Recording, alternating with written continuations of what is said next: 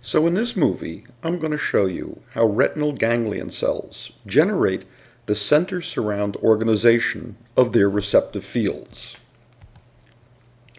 The entire visual field here is represented by the area enclosed by the white rectangle.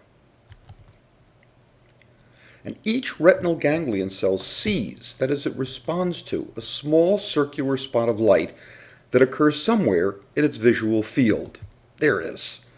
That small circular region of space is called the cell's receptive field.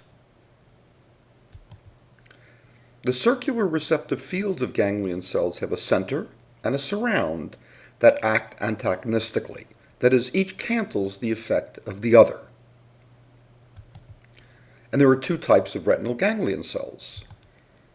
Those with on-center and off-surrounds, and those with off-centers and on-surrounds.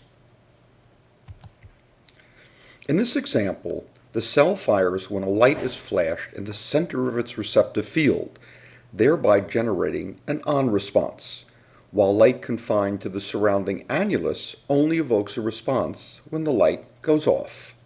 So there is the center of the cell's receptive field, and we're going to record from a cell. Nothing happens until the light goes on. When the light goes on, the cell fires vigorously and then stops firing when the light goes off. Next, let's illuminate the surround with an annulus of light and see what happens. We illuminate it, there's no response until the light is turned off, and then the cell responds vigorously. When equally bright or equally dim light covers the entire receptive field, no response is evoked because the influence of the center is canceled by the opposite influence of the surround.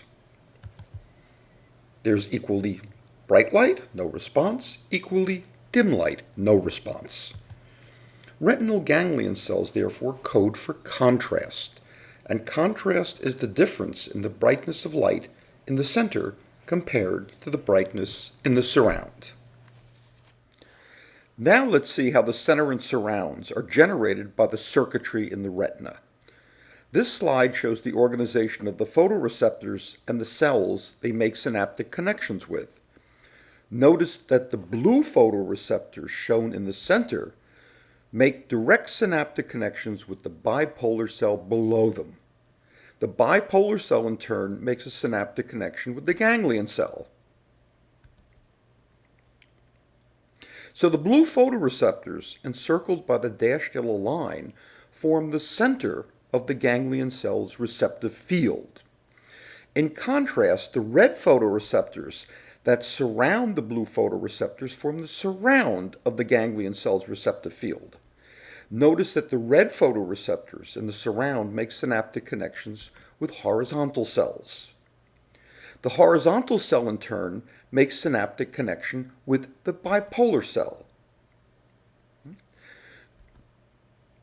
Due to this circuit, the bipolar is influenced both by the blue photoreceptors in the center and the red photoreceptors in the surround.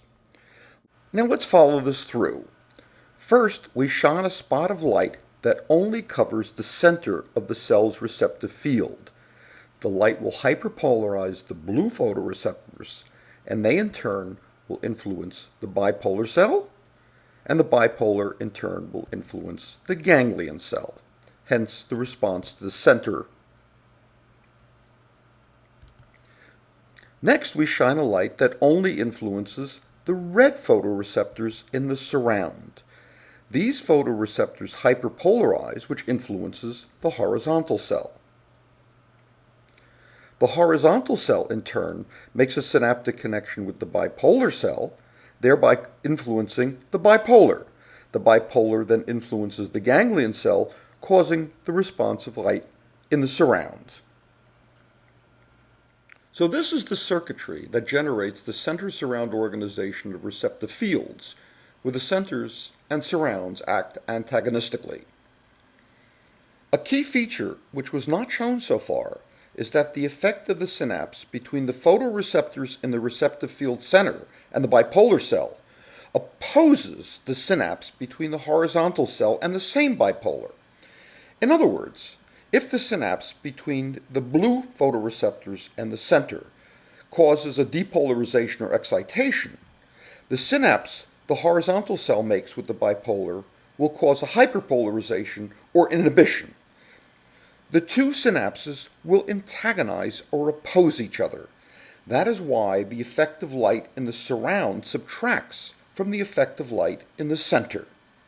And that is why ganglion cells respond to the contrast or the difference in brightness in the centers and surrounds of their receptive fields. In the next movie, I'm going to show exactly how the connections between the photoreceptors, the bipolar, and the ganglion cells can generate a response to the onset of light in some ganglion cells and a response to the offset of light in others.